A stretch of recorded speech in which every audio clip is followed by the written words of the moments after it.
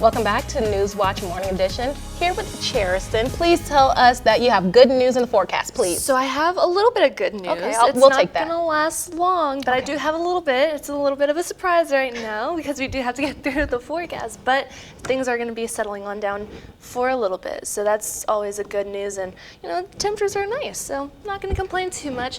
Taking a look right now over in Glen Jean, notice that those roads are wet this morning. Give yourself just a little bit extra time. There could be some ponding on the roadways.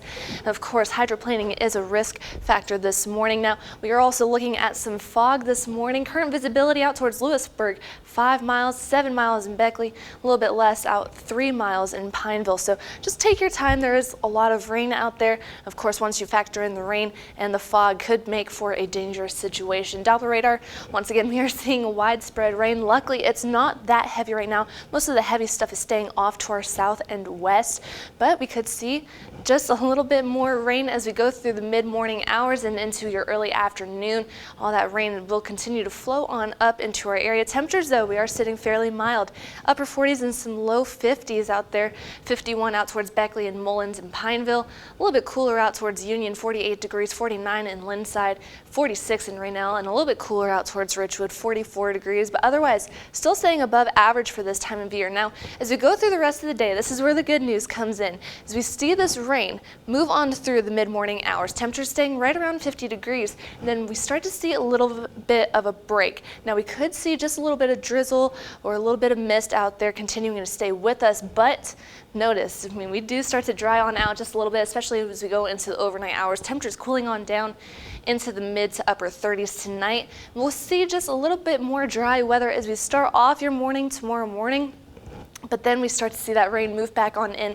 Now, I have taken out the snow chances for tomorrow morning, but we can't rule out maybe just a little bit of a mix, especially out towards those higher elevations. Otherwise, looks like a mainly rain event for tomorrow.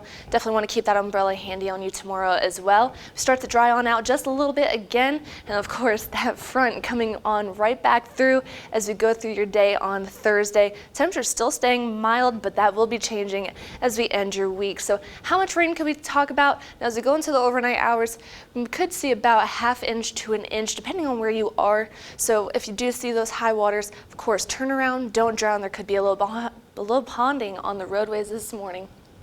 And then as we go through the day tomorrow, those amounts increasing just a little bit more, closer to an inch, maybe inch and a half for some areas. So definitely be careful. Give yourself just a little bit of extra time. That flood threat staying very low. Notice that marginal threat staying way south of us today, thankfully.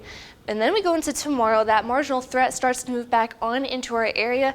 Luckily, that slight threat stays off to our west. And then we go into your day Thursday.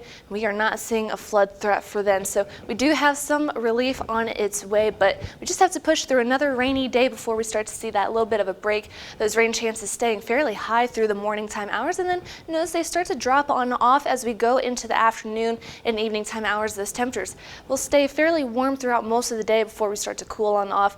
Those winds staying on the lighter side as well. So the next 7 days are not looking too terrible.